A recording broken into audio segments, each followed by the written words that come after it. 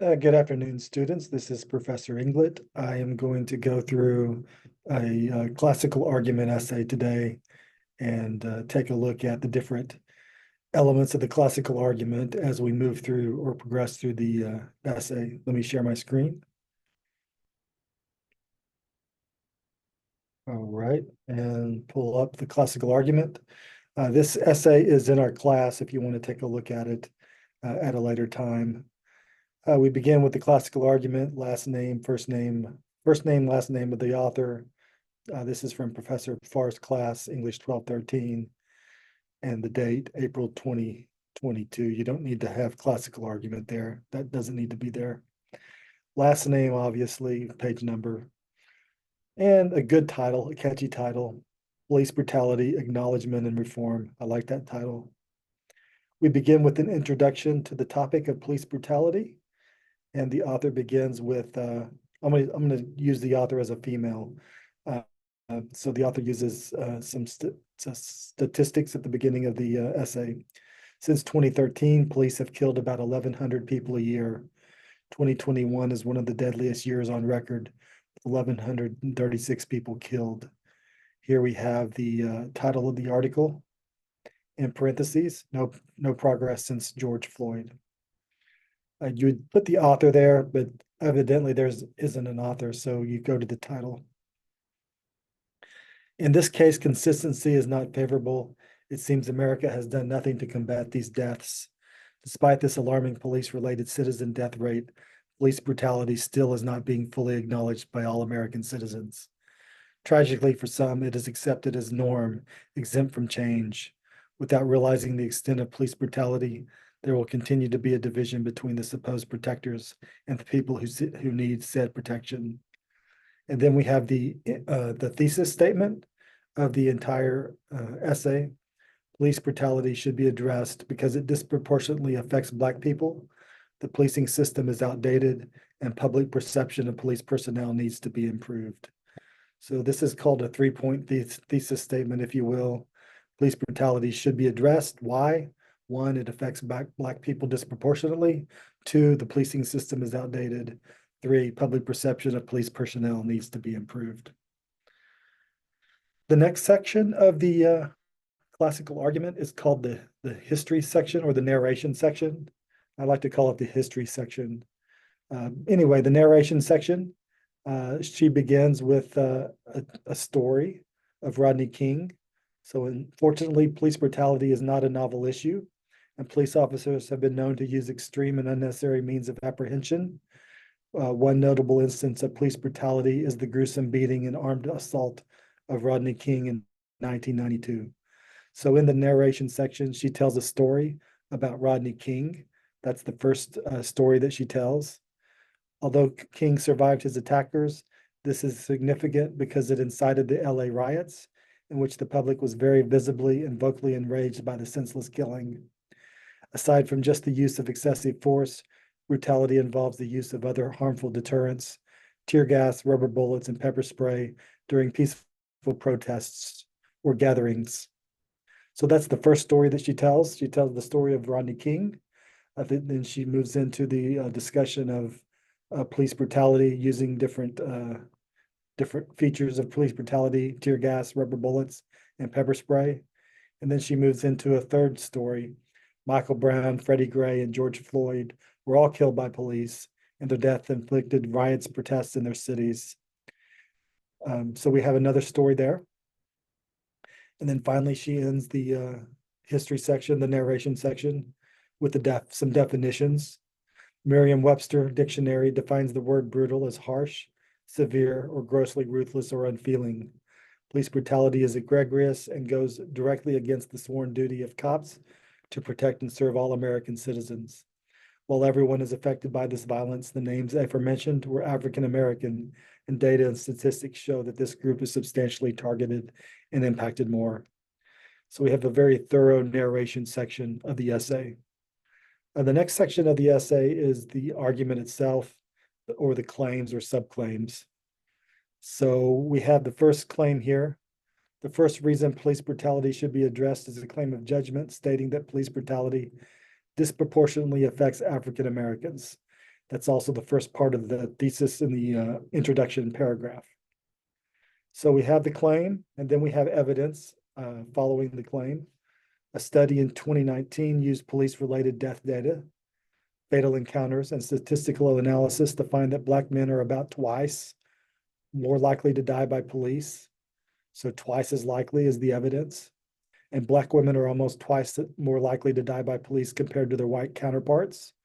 That's found in the article from Edwards on pages 16,793. Then we move into some more evidence. The Washington Post also points out that Black people account for more than 13% of the US population, despite the disparity in the rate of death by police. So we have another statistical evidence there. These numbers suggest that during a police encounter, Black people are automatically in more danger. So here we have an interpretation of the information, and you provide the claim, you provide the evidence in 3 or 4 sentences, and then you provide an interpretation of the information. These numbers suggest that during a police encounter, Black people are automatically in more danger. As American citizens, it is imperative to confront any abuse of power, especially if most victims come from a particular group. There we have a claim, statistical evidence, followed by an interpretation of that evidence for claim number 1. Claim number 2 is the next paragraph. Another reason police brutality needs to be acknowledged is the judgment claim that police system is outdated. So this paragraph is going to be about the outdated police system. Then she moves into an historical information, basically talking about how the police system is outdated within this paragraph. And she gives a couple of examples of how the police system is outdated. Then she gives the interpretation of information at the end of that paragraph, and that's in this part here. Despite these commissions' suggestions for change, police brutality only seem to grow and be reinforced. Thus, addressing police brutality is necessary to reconstruct an antiquated police system. So we have an interpretation of the claim in that particular paragraph. That's claim 2. I moved a little faster there. Claim 3 is the next claim, or the subclaim. Finally, addressing police brutality will improve public perception of police personnel. So we're talking about the public perception of police personnel. We have some evidence here of George Floyd in Minneapolis, Minnesota. The anecdotal evidence from the public was clear that police lost their legitimacy. The people no longer entrusted them with their safety because perceptions changed. The police became seen as unfit and unjust. Furthermore, data collected by the Pew Research Center, the next kind of evidence here, it comes from the Pew Research Center, shows that compared to 78 white people, only 48 Black people believe that police do a decent job protecting people from crime. Due to many police-related deaths of Black people and the lack of legal discipline or accountability, the anecdotal evidence suggests that the perception of police is drastically different. According to Tom Tyler, when people feel that an authority is legitimate, they authorize that authority. So we have another claim there, claim 3, with some evidence from Pew Research Center and other places. Then we have an interpretation of the evidence ending the paragraph. Notice the length of these paragraphs. This should be the length of your paragraphs when you're writing your classical argument. Next is called the counter evidence, or the refutation section of the argument. Police brutality is both controversial and contentious, so some disagreements is expected. And then, for instance, this person counters that the large number of police-civilian interactions with Black people can be attributed to high crime rates in Black communities and not systemic racism. Then there's the page number where that information comes from. And then the refutation, sure, many Black communities may have more crime than usual. However, this is not an excuse for police to shoot first and ask questions later.